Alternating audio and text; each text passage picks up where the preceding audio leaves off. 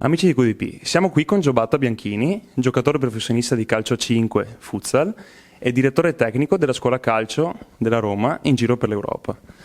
Ecco Giobatta, parlaci un po' della tua carriera calcistica e anche di come sei riuscito, insomma,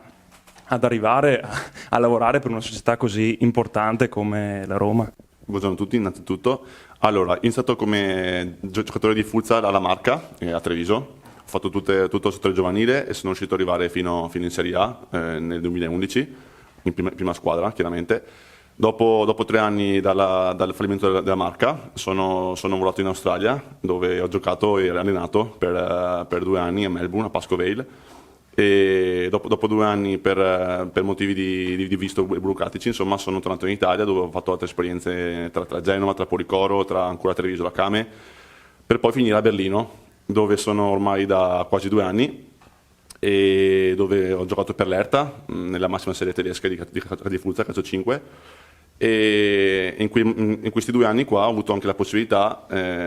anche grazie tramite il futsal, di entrare nel mondo S Roma Camp, che appunto è presente a Berlino da 2 o 3 anni, e tramite conoscenze calcistiche, conoscenze di allenatori e insomma,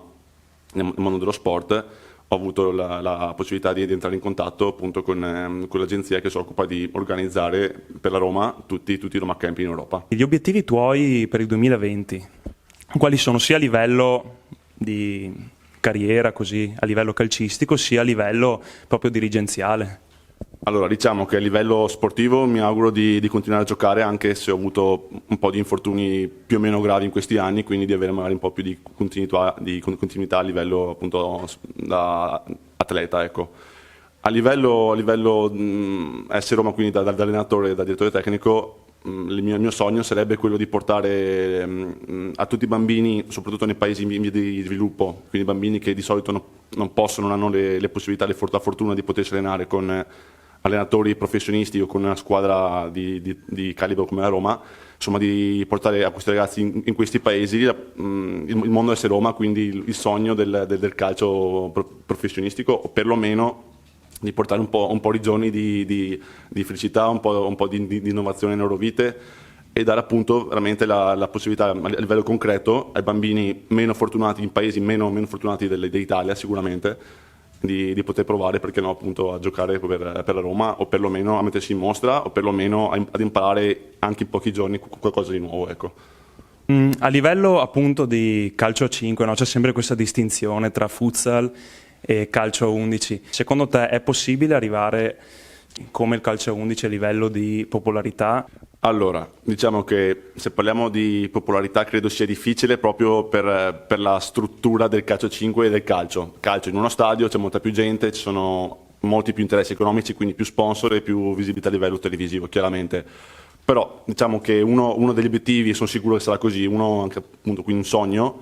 è il fatto che il mondo del pallone, il mondo del calcio vada a prendere dei principi tecnici del calcio 5, che quindi si inizi nelle scuole calcio di tutto il mondo, perlomeno in Italia, spero,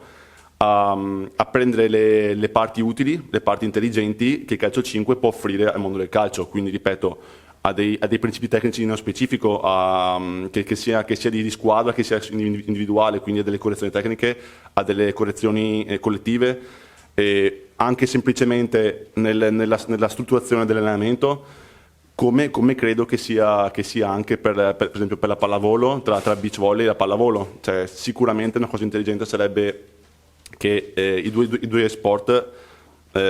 si guardassero un po' più l'uno con l'altro, ecco. Prendere spunto dal mondo del calcio, credo che ci possa essere un'evoluzione tecnica, insomma, in generale. E questa cosa si può portare anche ai ragazzi del camping?